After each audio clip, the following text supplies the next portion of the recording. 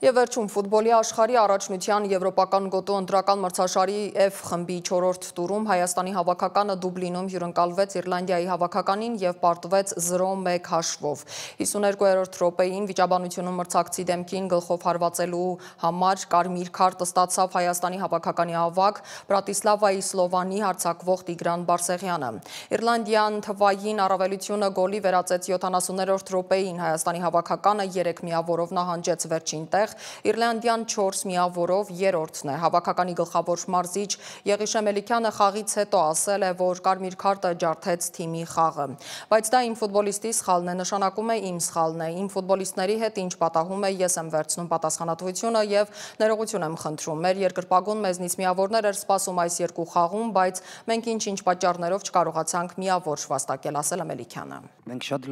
լավ պատրաստվել էինք։ Մենք խաղից առաջ գիտենք, որ մրցակից մարզիչը կփոխի սխեման, մենք հասցրեցինք ռեակցիա տալ, պրոտիվայադը գտանք եւ կարողանում էինք փակել եւ ունենալ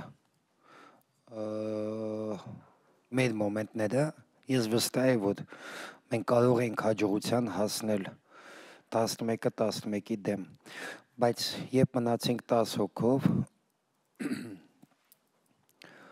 ես չվախեցա գնալ բանկ եւ փոխեցի սխեման։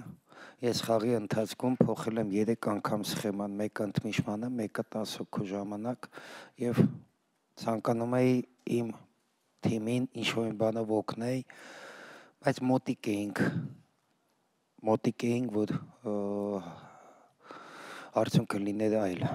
բայց ցավոք սենց է, բայց սա մեծ փորձ է մեր համար եւ